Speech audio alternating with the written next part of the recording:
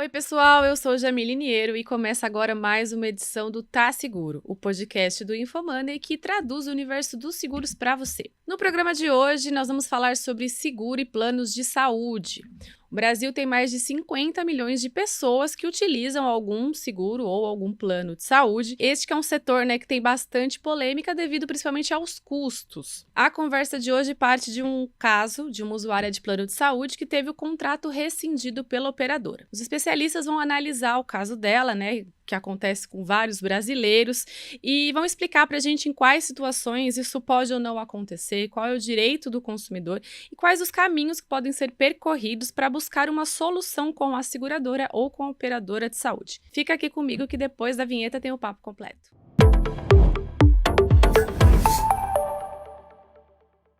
Bom, para falar sobre esse tema aqui comigo, eu tenho hoje 3 convidados. Aqui na minha frente, eu tenho o Marcos Patulo, que é sócio do Vilhena Silva Advogados, um escritório especializado em direito à saúde. Oi, Marcos, tudo bom? Olá, tudo bem, Jamile? Tenho aqui do lado dele o Henderson Fürst, que é sócio dos TGV Advogados, é especialista em bioética e biodireito. Como vai, Henderson? Olá, um prazer estarmos aqui. Maravilha. E aqui na nossa tela, no nosso telão, a gente tem a Maria do Carmo de França Bom Tempo, que ela é professora aposentada. Oi, dona Maria, tudo bem? Tudo bom, você? Tudo bem. Prazer estar aqui com vocês. Que bom, é muito bom receber a senhora aqui também.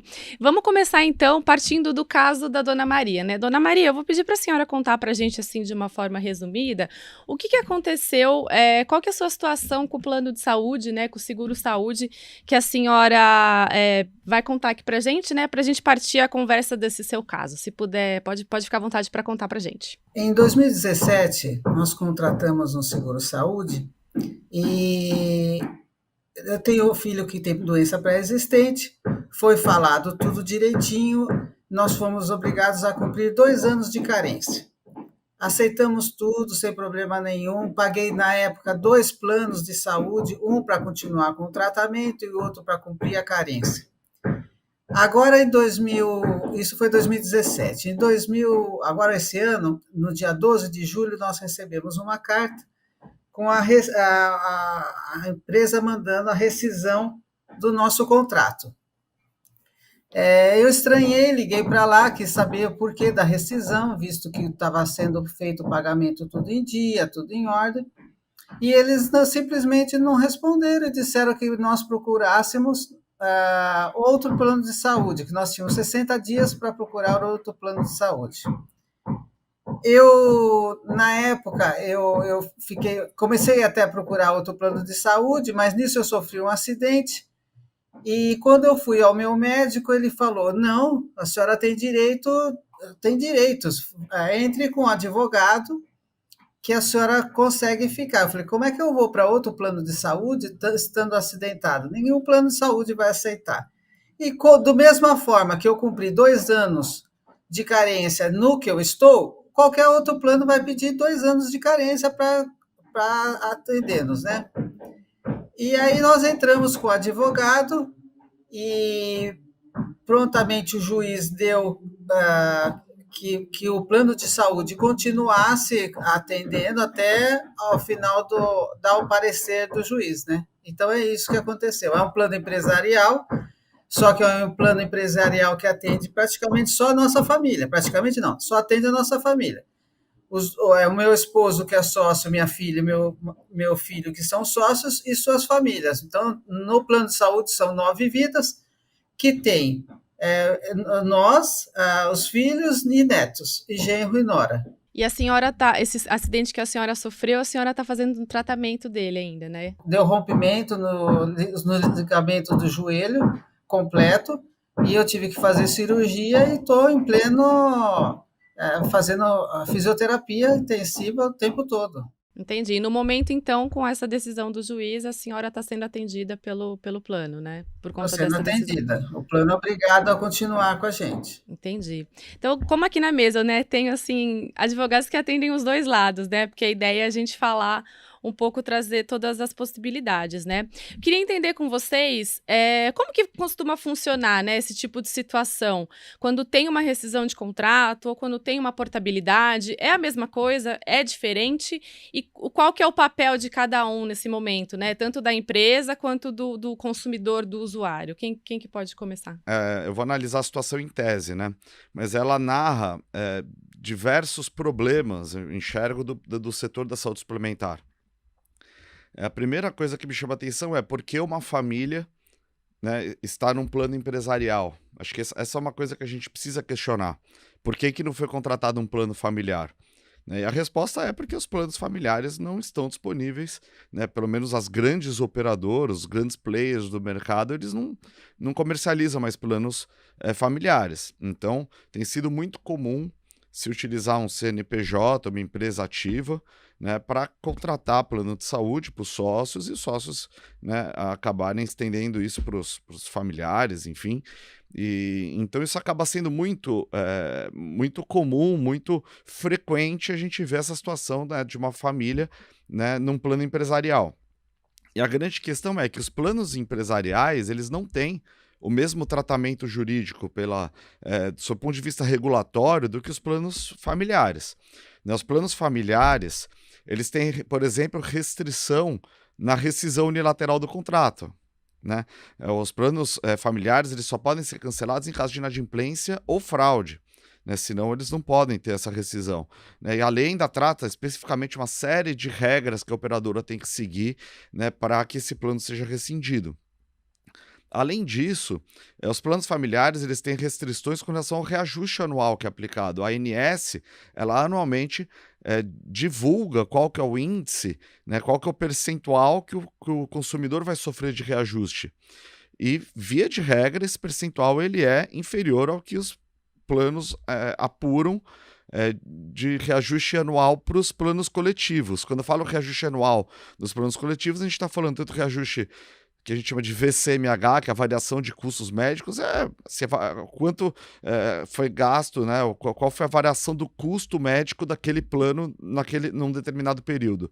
Ou da sinistralidade, que é a diferença entre o que foi apurado com as mensalidades e o que foi gasto. Né? As operadoras fazem uma conta, cada uma apura a sua, né, a sua sinistralidade, o seu VCMH, e acabam aplicando um reajuste anual, que, via de regra, é superior ao da ANS. A gente vai falar um pouquinho disso, né, mais para frente. Mas o meu ponto é, né, o fato de nós termos uma família, né, utilizando um CNPJ para conseguir acessar o mercado da saúde suplementar, isso eu já vejo como algo problemático. O certo, né, ou o correto seria eles ideal, terem, né, uma opção de ou utilizar o CNPJ sabendo que está escolhendo por um conjunto de regras jurídicas mais flexível sob o ponto de vista de rescisão, de elegibilidade para estar nesse plano, né? Quem pode, quem não pode estar no plano, e reajuste, ou não, escolher uma proteção jurídica mais restrita, né? E conseguir, né, ter limites no reajuste, ter limites na rescisão, e certamente o preço também vai ser diferente. Né? O plano coletivo, no ponto de partida, ele costuma ser mais barato que um plano individual, só que a gente sabe que no longo prazo, né, com o acúmulo dos reajustes, isso acaba se invertendo, tá? Então esse é um problema, e se eu estiver me estendendo, por favor, eu também não quero tomar o tempo do Dr. Anderson, mas eu vejo que a ANS vai ter que regulamentar de uma forma ou de outra, ou a ANS ou o próprio Congresso, a questão da rescisão unilateral dos planos coletivos. Né? Nesse Esse caso, é um ponto importante. Nesse caso não seria uma portabilidade, então, né? Não daria para fazer. Portabilidade talvez seja uma solução para ela, né? Que ela poderia, no caso dela hoje, judicializar, que foi o que ela fez, conseguiu uma liminar, e a gente tem argumentos para sustentar a abusividade da conduta da operadora no caso dela, né? E justamente por ser um plano com poucos beneficiários, todos da mesma família, né? O judiciário tem denominado esse plano, entre aspas, como um falso coletivo no sentido, ele é coletivo porque formalmente ele é coletivo empresarial, só que na realidade dos fatos é uma família que está lá. Então, muitos juízes têm entendido, e não só juízes, o tribunal, e tem também decisões do STJ nesse sentido, mas é uma questão que ainda não está pacificada, né? Que esse tipo de plano, sob o ponto de vista de rescisão, ele tem que ter o mesmo tratamento dos planos individuais. Bom, eu concordo em muitas coisas, quase tudo. A gente tem muito mais em comum do que a discordar, não importa o lado que nós atuemos. Uma coisa que é fundamental deixar claro: ainda que seja num plano coletivo ou individual, são vidas e são pacientes que estão envolvidos. Então há algo de muito estranho nessa rescisão. Mesmo estando habitualmente advogando para o lado das seguradoras de saúde, dos planos de saúde, aconteceu algo de estranho aí. Há alguns caminhos, como por exemplo, consultar, formalizar isso pela ouvidoria, questionar pela própria plataforma da ANS, ou até mesmo judicializar, que é uma opção. Eu normalmente recomendo, olha, dialogue com o plano para entender o que houve. Se o plano manter aquilo, não admitir que, olha, isso daqui foi uma falha, ou não dar uma resposta plausível para aquilo, aí a gente pode olhar outras opções. Porque às vezes acontece mesmo casos que escapam da curva da regularidade, porque não é nem da intenção da ANS que isso aconteça. Então, independente do plano individual ou coletivo, é uma paciente em estado de vulnerabilidade, se acidentou, tem um filho que tem uma doença pré-existente, e eu sou super solidário, dona Maria, porque embora não dê para ver, eu sou um paciente com doenças raras, eu tenho 2. A chance de ter as 2 é mesmo de ganhar 5 vezes na Mega Sena. Pergunta se eu já ganhei uma vez na Mega Sena. Nenhuma. Então eu entendo muito bem como é a condição de familiares, de pacientes que precisam, que buscam a saúde suplementar para ter acesso. No caso específico, há algumas hipóteses em que autorizam a rescisão. Precisa ver se é uma dessas hipóteses ou não. De todo modo, pelo sim, pelo não, ela tem o direito tanto de questionar se é mesmo, porque é um lado só que está dizendo, olha, foi uma hipótese dessa, temos que lembrar que é um contrato. Assim como o casamento também é um contrato, ninguém é obrigado a este contrato, graças ao bom Deus, também os planos de saúde têm algumas hipóteses que podem. Tem que ver se é ou não. Mesmo que seja, ela não pode Desculpa ficar... te interromper, mas só pode dar um exemplo de uma hipótese que pode ser só para o nosso... Imagine, por exemplo, um plano que ele vai encerrar as atividades. Imagine um plano que, a gente está falando de um plano coletivo, em que a família ali, uma parte recebeu... A família inteira da senhora foi rescindida? Todo mundo ali? A família inteira foi rescindida. E eu entrei em contato com eles. E eles disseram que não me responderam por que eu... Então, aí precisa ver se neste contrato, não que isso seja completamente válido, como bem disse, que pode haver essa revisão. Se não está em alguma hipótese da cláusula que foi negociada ali. Porque, por exemplo, eu já vi casos, e eu mesmo falei com o cliente, olha, isso é um absurdo, quando um paciente com doença rara, uma criança com uma doença rara, foi unilateralmente, somente a criança, excluída. Então, pera lá, gente, isso daqui é absolutamente inconstitucional. O que vocês estão fazendo é um capacitismo que não pode existir, né? Então, existem meios, quando isso acontece, de tentar resolver esse problema. É uma relação muito tensionada e profundamente regulada. Nós temos que lembrar que toda vez que um plano desse é assinado, isso vai para a ANS monitora isso. Então é um setor profundamente regulado, tão regulado que até é difícil avançar em algumas coisas. Por exemplo, existem campanhas de se você dirige bem e não tem pontos na carteira, você ganha um desconto. No seguro auto, né? No seguro automobilístico. Se você é fumante e deixa de fumar, por que você não pode receber um desconto também? Por que você não pode receber um benefício? No direito brasileiro regulatório da saúde suplementar, isso não é possível. Mas olha como seria interessante, porque a gente deixa de ser gestor de carteiras e pensando numa lógica securitária, orçamentária, financeira, para fazer gestão de saúde, que é uma coisa muito interessante que outros países fazem, que torna o setor viável, que torna os pacientes com estímulo para a adoção de um estilo de vida mais agradável, e assim conseguimos avançar positivamente para os dois lados. Entendi uma dúvida. Nesse caso, né, nesses caminhos que você citou, né, ouvidoria, ANS, ou mesmo caso ir para a justiça de fato, né? Quanto tempo leva isso em cada canal? Porque a gente sabe, né, partindo de novo do caso da Dona Maria, ela já estava acidentada. Como que ela faz para não ficar parada, não parar o tratamento, né? Tem algum prazo, assim, que é determinado por alguma regra? Como que funciona isso? Por exemplo, uma vez que entre no canal da Agência Nacional de Saúde Suplementar, que é feito pelo próprio site, e o que facilita bastante, depois eu posso comentar questões de acessibilidade, pessoas idosas que tem alguém que apoia nessas questões.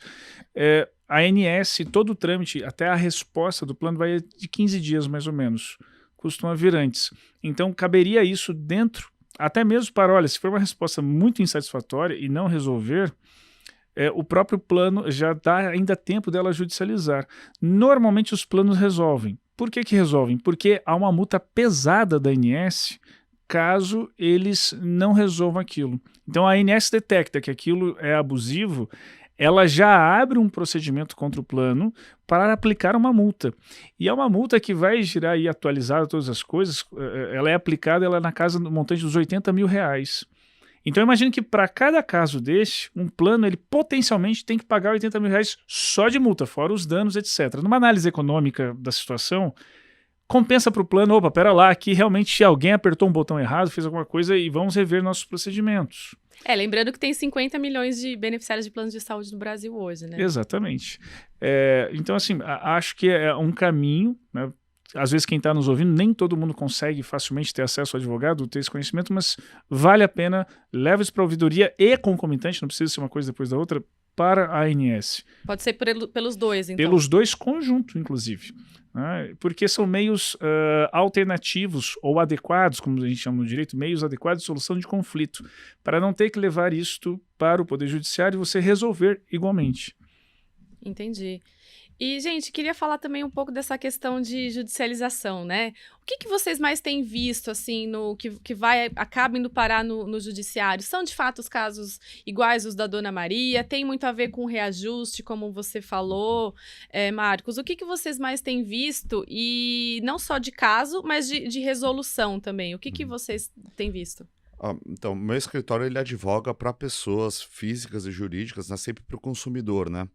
A gente sempre, né, sempre viu casos de negativas de coberturas assistenciais, né, acesso a medicamentos, procedimentos, de uma forma geral, principalmente aqueles que não estão listados no rol da ANS, são uma negativa assim, muito comum, né, de acontecer no dia a dia. Então, acesso a tratamentos, principalmente pessoas idosas, pacientes oncológicos, tratamento cardíaco. Então, isso, assim, quase todos os dias chega ação dessa matéria para a gente. Cresceu muito nos últimos anos a questão dos reajustes. Então, reajuste, tanto o reajuste por faixa etária, que é aquele reajuste que é aplicado quando a pessoa faz aniversário e muda do que a gente chama de faixa etária. O contrato ele estipula algumas faixas, né, de idade e o preço para pagar por essas faixas, então você acaba tendo um reajuste, e daí o reajuste vai depender do plano. Planos mais antigos, eles têm os reajustes aos 60 anos, acima dos 60 anos, os planos a partir de 2003, 2004, eles limitam até os 59 anos, mas esse tipo de reajuste chega para ser discutido, porque tem casos de mais de 100% desses reajustes de faixa etária. Reajuste dos planos coletivos, tanto os empresariais quanto os coletivos por adesão.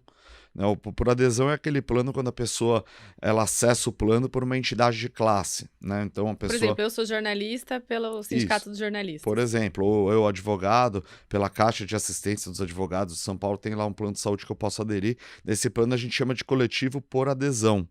Esse plano também é sujeito aos reajustes por sinistralidade, VCMH, tá?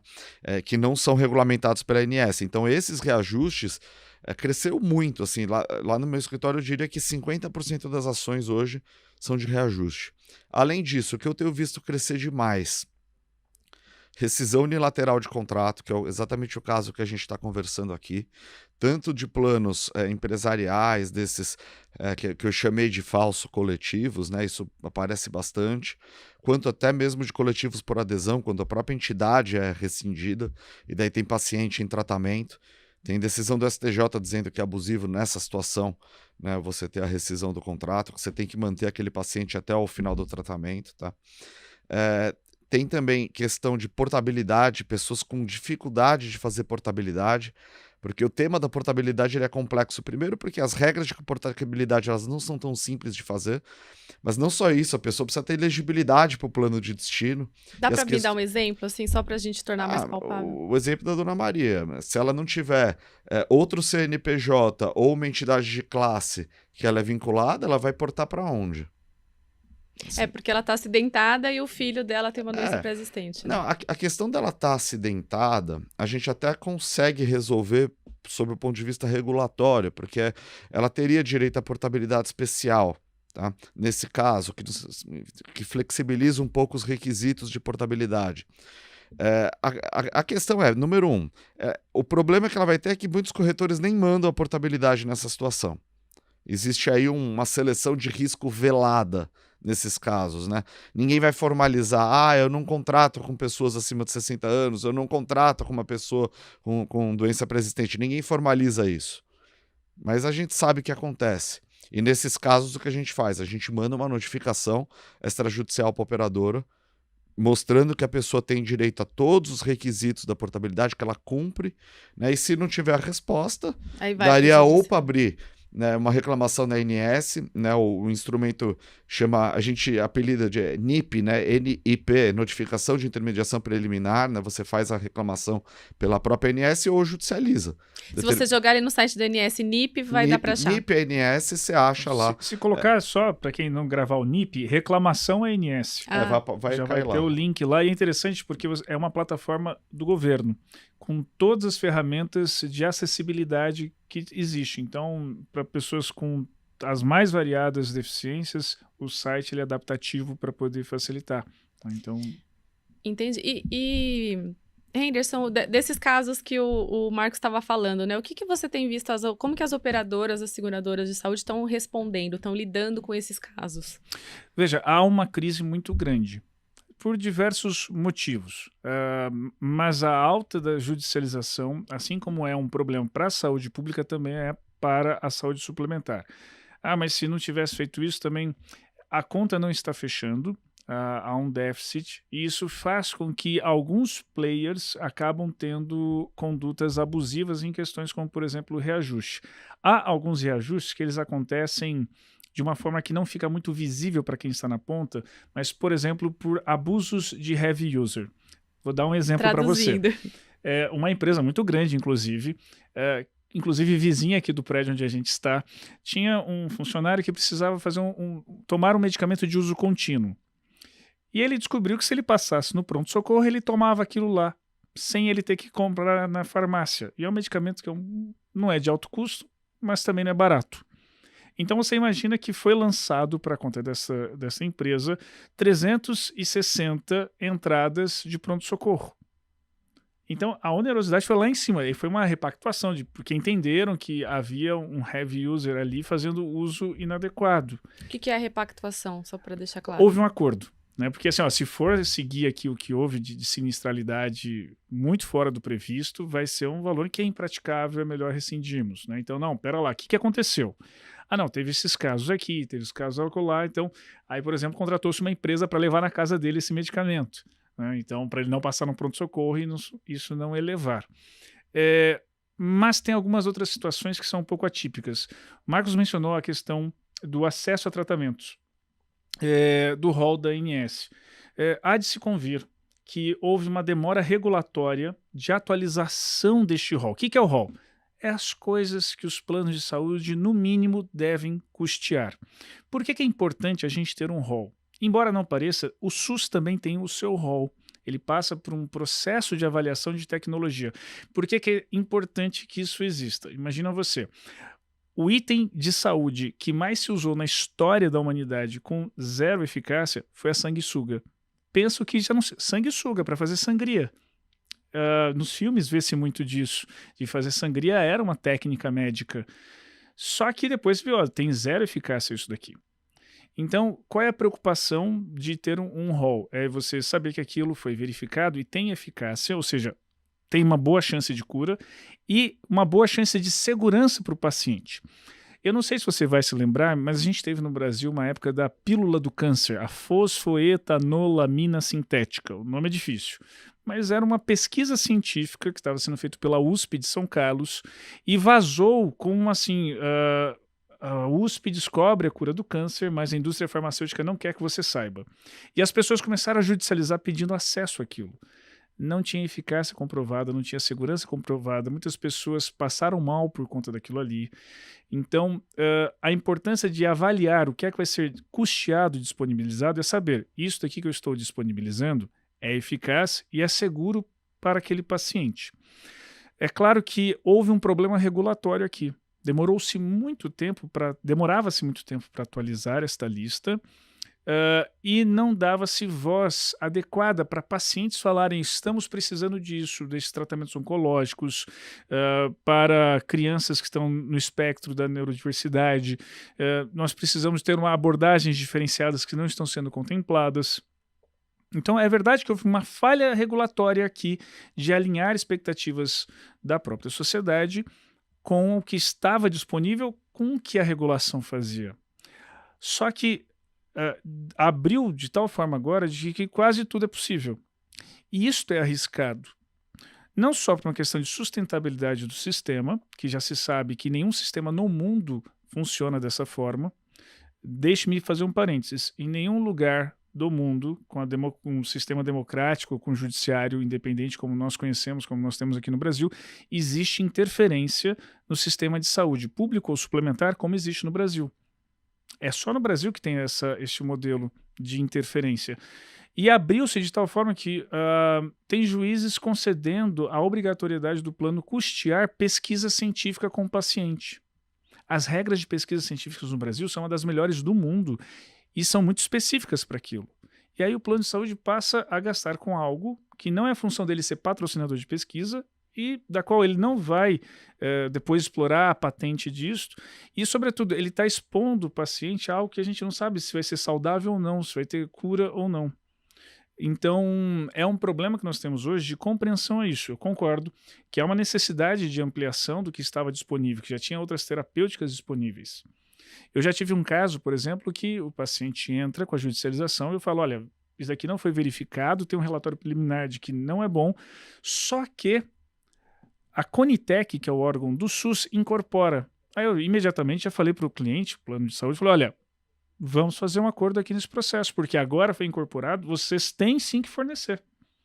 E beleza, foi isso que foi feito. Não, então para tudo, fornece, porque teve uma avaliação de que vai ser bom para o paciente.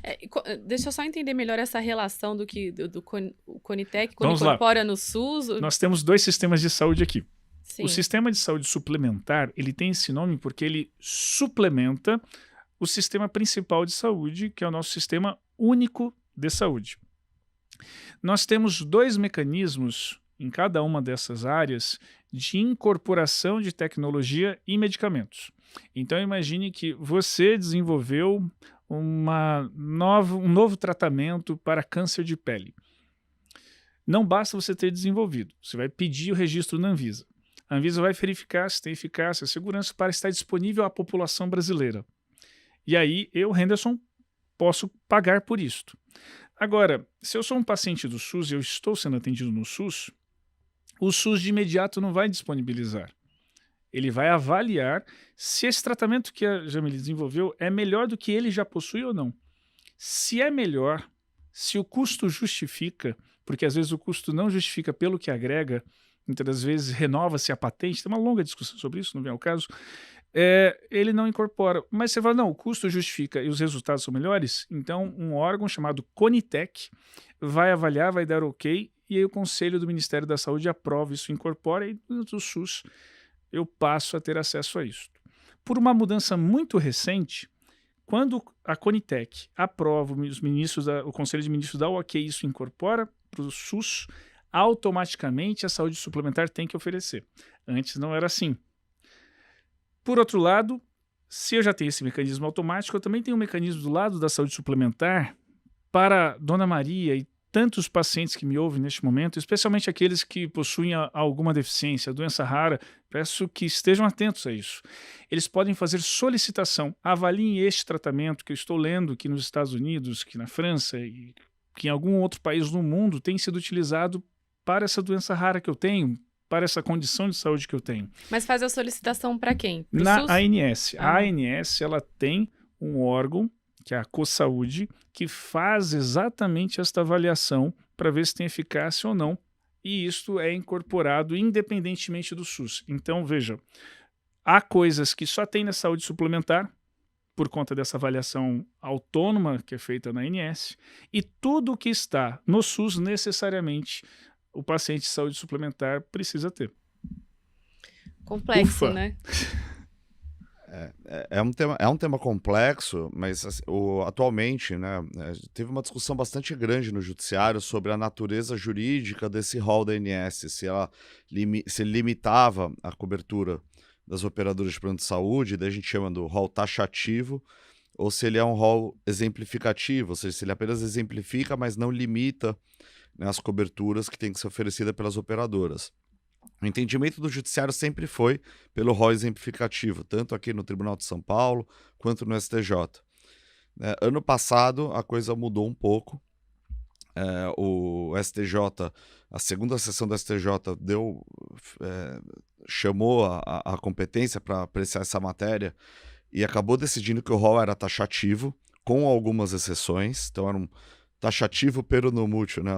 Taxativo, mas com exceções, né? É proibido dançar, mas se quiser pode. É mais ou menos assim, uma taxatividade mitigada, eles falaram. Mitigada no sentido de flexibilizada. Ou seja, acaba né? deixando mais confuso ainda, né? Para quem não tá tão ali... Mas teve uma reação, acho que o doutor teve uma reação. Perfeito, teve uma reação no Congresso, né?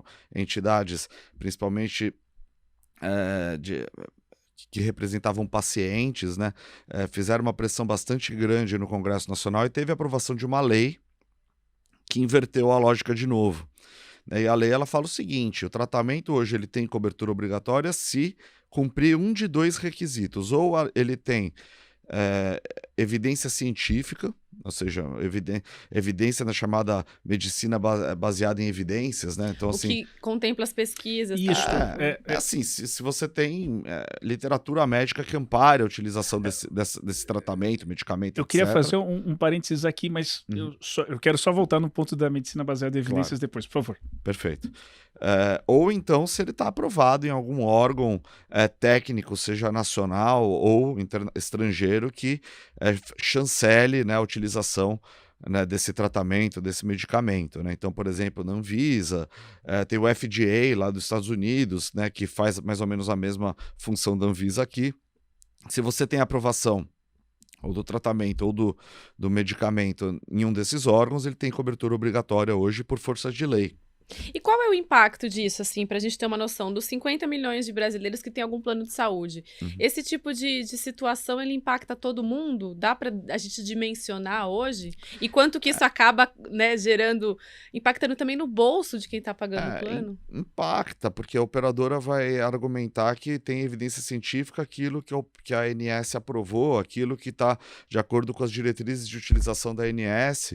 Por outro lado, o paciente vai argumentar que não, que por mais que não esteja cumprindo a diretriz de utilização da ANS, e no meu ponto de vista, a ANS não tem competência para fazer vigilância sanitária, a ANS regulamenta o setor de saúde suplementar, mas ela não tem nem corpo técnico suficiente para fazer esse tipo de análise, né? Para mim, assim, a ANS não tem como falar se o medicamento ele é custo efetivo ou não é custo efetivo, se o tratamento é eficaz ou não é eficaz. Né? Quem faz isso, né, você tem que olhar a literatura médica, você tem que olhar, por exemplo, se a Anvisa aprovou o medicamento, o material, enfim, o que tiver sido pleiteado, né? Ou se está incorporado no SUS, ou se tem algum órgão estrangeiro, FDA, alguma coisa, órgão similar a esse que aprovou esse medicamento, esse tratamento que está sendo pleiteado. O impacto disso é gigantesco, porque o que a gente tem visto no dia a dia é que as operadoras continuam negando, dizendo que não tem dever de cobertura, porque ou não está no rol, ou estando no rol, não está na diretriz de utilização do rol, a gente chama de DUT, né, diretriz de utilização, e ao passo que o paciente fala, não, mas o meu médico, que é especialista, doutor, é livre docente, faz isso todos os dias, está dizendo que o medicamento ou o tratamento é eficaz. Então fica esse conflito, essa tensão que chega no judiciário, né? E daí o juiz tem mecanismos para resolver isso, né? Ele pode, por exemplo, mandar fazer uma perícia. A questão da judicialização, né?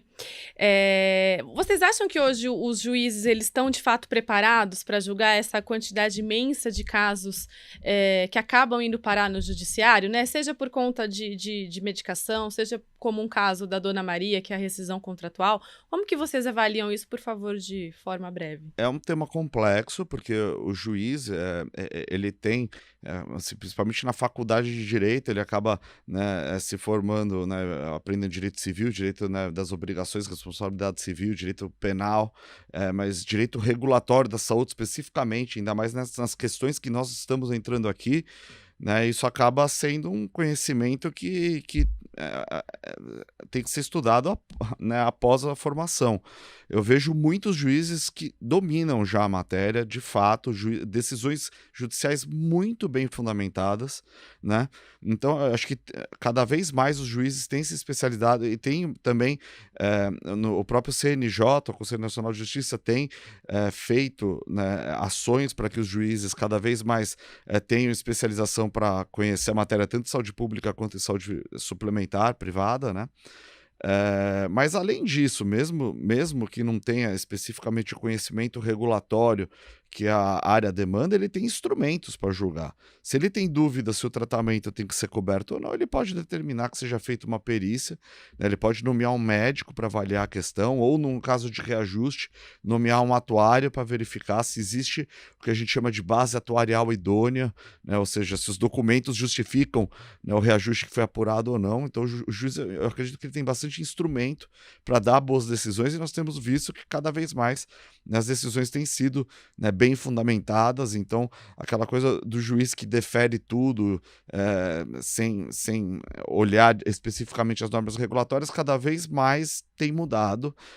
Eu vejo que os juízes têm entrado mais nas questões específicas da questão, né, do direito médico, regulatório, saúde suplementar, e tem feito um bom diálogo desse direito regulatório com o direito do consumidor, né, que também, o Código de Defesa do Consumidor, se aplica, né, concomitantemente ao direito regulatório, né? Então, eu acredito que sim, os juízes estão preparados para apreciar esse tipo de situação. Eu acho que a gente olha muito para a árvore e esquece do incêndio na floresta. E isso é um problema que o Poder Judiciário não dá conta de fazer esta apreciação. Não sei se também é ele que tem que dar conta disso, mas nós precisamos desenvolver instrumentos em relação a isso, especialmente pela questão de sustentabilidade do sistema. Veja, a questão que eu queria mencionar. A medicina baseada em evidência, ela tem uma pirâmide de qualidade de evidências. O topo da pirâmide são as melhores evidências, ou seja, uma alta probabilidade disso funcionar, e a base da pirâmide são estudos de relato de caso, de ter um espaço amostral muito pequeno.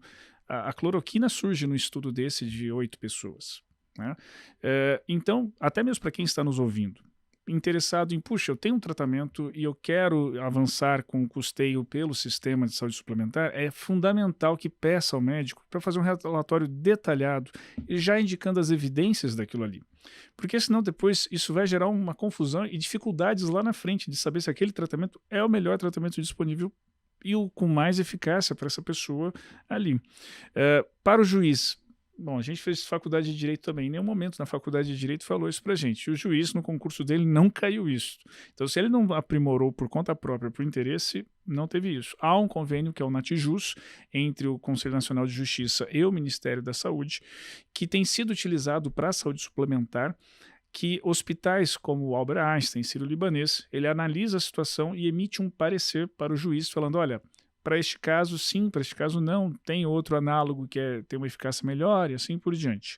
Isso facilita para o juiz lidar com aquilo ali. De todo modo, imagine que do nada o sistema passou agora a receber vários boletos para pagar que ele não estava previsto naquilo ali. Então, o sistema ele oscila assim e ele beira o abismo a ponto de se tornar insustentável. Já vi várias pessoas falando de deixando o negócio da saúde suplementar por já saber que da forma como não vai se sustentar. E aí é ruim para todo mundo.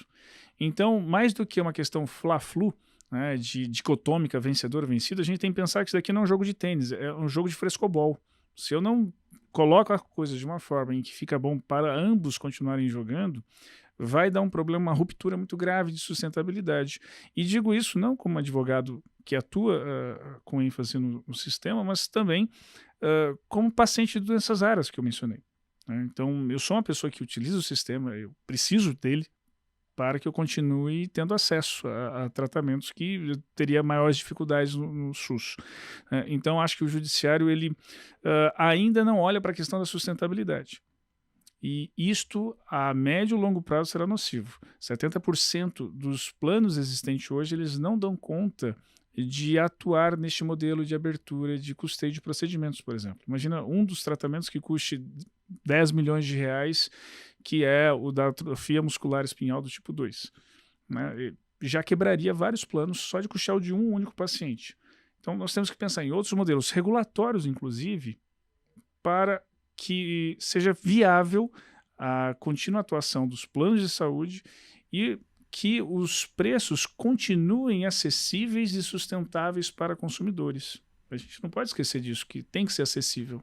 Né? Isso me leva até a uma última questão, voltando para o caso da Dona Maria, mas que permeou tudo que a gente conversou aqui, né? Que é, né, muitos casos, o consumidor que acaba ficando ali na corda bamba, né? Porque ele acaba tendo que recorrer ao judiciário, e como é o caso da Dona Maria, né? Que ela tá, ela tá acidentada, tá fazendo o tratamento dela, a fisioterapia, né, Dona Maria? E tá acontecendo isso, mas com uma ordem judicial, né? A senhora tem a certeza de que vai continuar, né, nesse tratamento, de que não pode acontecer alguma outra decisão, né, que corte esse tratamento? Qual que é a expectativa da senhora? Eu não tenho certeza nenhuma. A expectativa é que continue, mas certeza não temos nenhuma. Então, para fechar aqui, eu queria que vocês falassem um pouco sobre esse ponto, né? Qual é o caminho, né, para o consumidor tentar reduzir um pouco essa corda bamba, né? O que consumidores, empresas podem fazer, né? O que está ao alcance para tentar não ficar nessa corda bamba como está a Dona Maria, né? Tem algum caminho? Não, eu acho que utilizar as ouvidorias e principalmente a plataforma da ANS, as notificações de terminação preliminar, eu acredito que é um caminho eficaz. Né? Existe principalmente para as questões assistenciais, né, de cobertura. As NIPs, elas têm tido bastante resolutividade.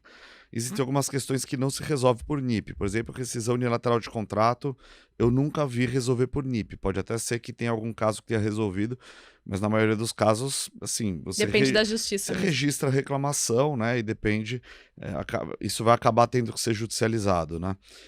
Mas eu acho que as NIPs, principalmente nas questões assistenciais, elas podem representar, sim, uma boa alternativa. Né? Mas o direito à saúde, como se fala, é direito. Direito, né, uma vez violado, pode ser judicializado. Né? Então, assim, é lógico que a gente não pode também judicializar tudo e sem que tenha tido esse contato administrativo, essa tentativa de resolução administrativa, mas não tendo a resolução, o judiciário ele é uma alternativa, né? Então, e cabe também, por outro lado, as operadoras avaliarem as questões que estão sendo judicializadas e de que forma elas podem abordar o consumidor de uma forma diversa do que está sendo feito hoje para evitar essa judicialização. Super concordo, como mencionei, não é questão de fla-flu. Nós temos os mesmos pontos. Né? Acho que há meios adequados de solução de conflito. No âmbito da saúde suplementar, esses meios são a própria ouvidoria ou a plataforma da ANS. E, claro, direitos são direitos. Né? Procurem os direitos. Mas, além disso, participem da criação da regulação. Toda vez, eu sei que é difícil para o consumidor acompanhar isto. Por isso tem órgãos como o IDEC, tem associações de pacientes. Então, se quem me escuta tem uma doença muito específica, provavelmente existe uma associação dos pacientes com aquela doença. Vale a pena participar para levar essas ideias para a ANS, para avançar no que tem de direitos dos pacientes com aquela doença sendo adequadamente regulado, até para garantir a efetividade desses direitos e fazer com que as empresas adaptem-se cada vez mais a atender às necessidades que surgem. É claro que a gente sempre precisa pensar na viabilidade, na sustentabilidade do sistema, compondo também esses direitos. E quer me parecer que é algo que o Poder Judiciário necessariamente precisará avançar para que não se torne um espaço de atuação inviável aqui no Brasil. Já se sabe que em médio tempo não está. Então, da forma como vai indo, não é a forma adequada.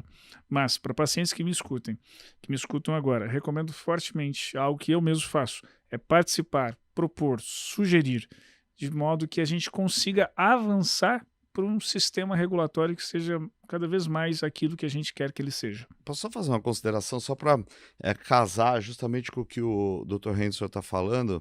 A minha tese de doutorado que eu defendi em 2021 foi exatamente sobre participação social na ANS. Eu olhei de que forma que os consumidores e as operadoras participaram, né, nos principais instrumentos de participação que a ANS tem. E uma das conclusões que eu cheguei foi justamente essa hipossuficiência da participação do consumidor, tanto dos órgãos de defesa do consumidor quanto do consumidor pessoa física. E a conclusão, uma das coisas que eu pretendo avançar até em termos de pesquisa, sob o ponto de vista acadêmico, é justamente a necessidade da ANS se aproximar mais desse consumidor e do consumidor ter uma participação mais ativa dentro da ANS.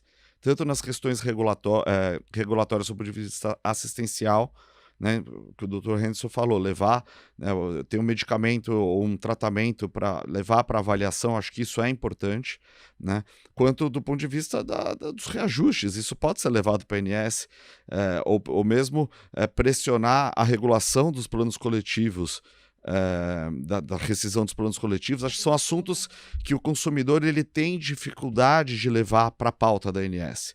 Eu já vi muitas vezes esses assuntos surgindo na agenda regulatória da ANS e simplesmente não evoluindo, né?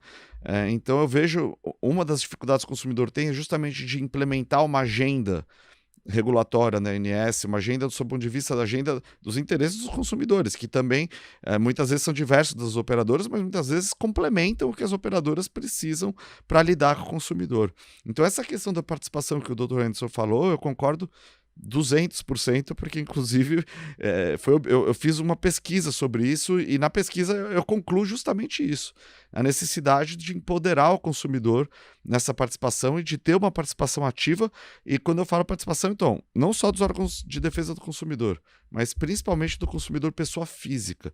Eu entendo que a ANS também deveria adotar meios para possibilitar, facilitar a participação do consumidor pessoa física, que muitas vezes faz uma audiência pública, mas o consumidor tem que ir até o Rio de Janeiro para participar, meio complicado, né? Talvez utilizar meios alternativos para participar dessa audiência pública, isso poderia ajudar, ou criar mesmo uma comissão de defesa do consumidor dentro da ANS para permitir para que consumidores participem dessa comissão, é um exemplo. Então, eu acho que esse é um caminho realmente bastante interessante. E quem não tem como ainda não tem, né, esses canais, essas sugestões que você está falando, quem não tem, assim, como contratar algum advogado, algum escritório como o de vocês, a Defensoria Pública é um caminho? Qual o caminho que pode ser seguido nesses casos?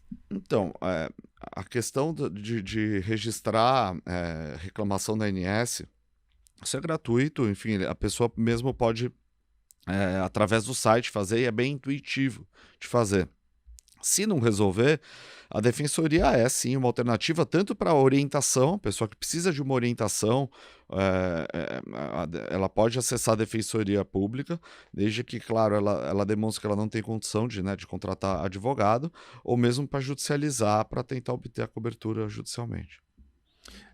Tem algumas faculdades de direito que possuem núcleos de atendimento ao público que fazem parcerias, então às vezes não passou na triagem da defensoria, às vezes a faculdade de direito possui esses núcleos de prática jurídica e as OABs costumam ter também um setor de atendimento a público, que são advogados dativos, que também tem um sistema de triagem para poder tentar atender o público que não tem a condição de custeio do advogado particularmente para para atender essa necessidade. E sempre vale lembrar, ainda queria acrescentar 2 pontos interessantes.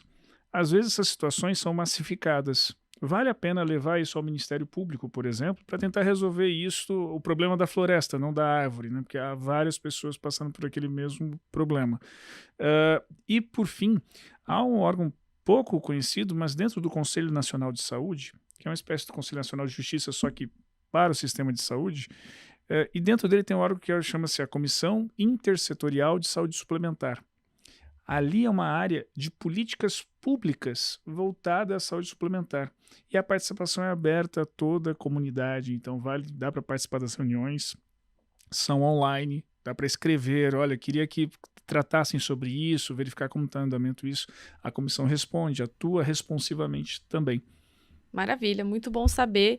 Queria agradecer a todos vocês aqui pela presença, pela conversa. Obrigada, Dona Maria, por compartilhar essa história com a gente. Espero que a senhora tenha um desfecho favorável, né? Que não te deixe na mão. E, sobretudo, melhoras, Dona Maria. Espero que a senhora volte a correr a maratona que a senhora estava programando. Obrigada, eu queria agradecer. Foi muito esclarecedor esse nosso podcast. E, principalmente, a dica, eu gostei muito da dica de participar da associação da doença específica da pessoa. Isso eu vou falar com o meu filho para a gente ir atrás disso. Maravilha. Obrigada também, Marcos, e obrigada, Henderson. Não, eu que agradeço, para mim foi um prazer. Queria agradecer a Dona Maria por compartilhar a história dela, Jamile, Dr. Henderson. Para mim, o papo foi muito enriquecedor e me coloco à disposição sempre que precisar. Muito obrigado. Prazer estar aqui contigo, prazer ter esse diálogo tão enriquecedor, Marcos. Espero que quem esteja nos ouvindo tenha aproveitado. Continuamos à disposição. Tenho certeza que Marco quanto eu, para poder tirar dúvidas que ficaram ainda e que não foram respondidas aqui. E espero que a gente volte a se encontrar aqui para poder falar de mais problemas aqui da saúde suplementar para encontrar soluções. Problema não falta, né? Maravilha. Obrigada, gente. Obrigado. No programa de hoje, nós falamos de seguro e planos de saúde. Você que está assistindo a gente no YouTube, deixa nos comentários o que você achou do tema. Se você tem alguma dúvida, compartilha aqui com a gente. Aproveita e já se inscreve no nosso canal para não perder nenhum episódio novo. O Tá Seguro está disponível também nas principais plataformas de podcast, então segue a gente lá na sua favorita também. O programa de hoje teve a produção de Laura Hernandes, direção técnica de Leonardo Tanaka e Mariana Shimojo e edição de Thiago Viana. A coordenação editorial é de Diego Maia e roteiro e apresentação são de Jamile Niero. Obrigada por ficar com a gente em mais um episódio e até a próxima. Você sabe como ninguém o valor das suas dores e conquistas. Então, por que bancar uma proteção que não cobre as suas necessidades? Eu não banco. Vem para XP e use a nossa inteligência para encontrar os seguros e planos de previdência certos para proteger você e o seu futuro, seja qual for a sua escolha de vida. Vem proteger o que é único. Vem para XP. Abra sua conta. Sabe o que a minha mãe disse? Que a gente tem que cuidar de tudo que ama. Cuidar do carro pra dirigir tranquilo. Cuidar da casa, o lugar que a gente vive com as pessoas mais importantes do mundo. Cuidar do futuro para viver que nem meus avós, de boa. E proteger a família, como meus pais fazem. Cuidar da saúde, que é muito importante. E do sorriso também, ó. Proteja tudo que você ama. Com seguros, previdência privada e saúde. Pra tudo e pra todos. Faça um bom negócio para o seu negócio. Seguro empresarial da BB Seguros. Mais tranquilidade para a sua empresa a partir de R$ 28,33 por mês. Saiba mais em bbseguros.com.br.